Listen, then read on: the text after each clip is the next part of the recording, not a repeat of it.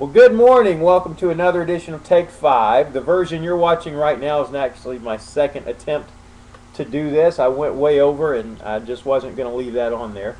The program is called Take 5, not Take 10. So we're going to try again. We got a lengthy passage. We're in Mark chapter 6, verse 14. King Herod heard of it, for Jesus' name had become known. Some said, John the Baptist has been raised from the dead. That is why these miraculous powers are at work in him. But others said, he is Elijah. And others said, he is a prophet, like one of the prophets of old. But when Herod heard of it, he said, John, whom I beheaded, has been raised. For it was Herod who had sent and seized John and bound him in prison for the sake of Herodias, his brother Philip's wife, because he had married her. For John had been saying to Herod, it is not lawful for you to have your brother's wife. And Herodias had a grudge against him and wanted to put him to death, but she could not. For Herod feared John, knowing that he was a righteous and holy man, and he kept him safe. When he heard him, he was greatly perplexed, and yet he heard him gladly. Alright, I'm going to stop there. I'm going to break up this lengthy passage into two.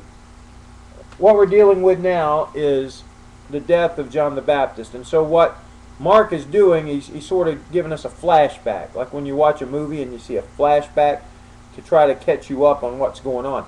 Jesus is out performing miracles and casting out demons.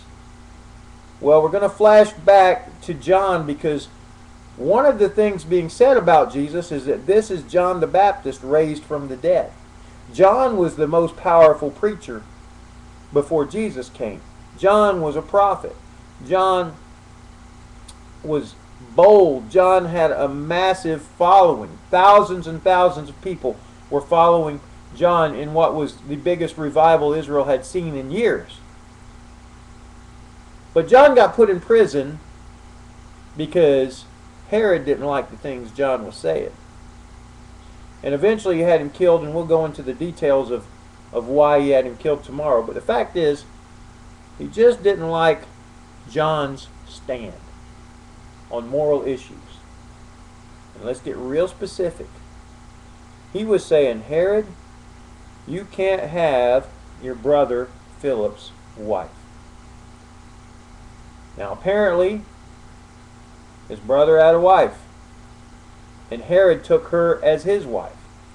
And we don't know if they actually divorced or he just took her and married her anyway. We don't know the details. But we know it wasn't lawful. And I will tell you, in today's Christian environment, where pretty much everything goes in marriage situations, we don't criticize anybody's marriage. We don't say to people, you can't marry this person, you don't have the right. Or we don't say, you don't have the right to divorce this person. We don't hold to the Word of God. Because we know bad things happen when you start messing with people's personal lives and their marriages and criticizing them. See, John didn't get put in prison for criticizing the Pharisees and the religious people of the day. Everybody knew that religion was hypocritical, and they'd kind of gone off the deep end, and the crowd got that for the most part. A lot of them were that way, but you know, they knew that. That's not what got him put in prison. He got put in prison criticizing marriage. Now Jesus would really go after the religious leaders later, and that's really what got him in trouble. John got in trouble for criticizing the king's marriage. So he made two critical mistakes. So just remember, if you want to avoid getting in any trouble, avoid these two mistakes. Alright? Number one, don't criticize anybody's marriage. Number two, don't criticize any political figure. John should have known better. You just don't do that.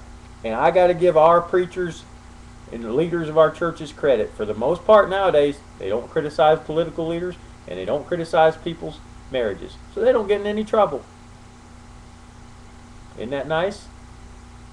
They can just keep things nice and easy and comfortable.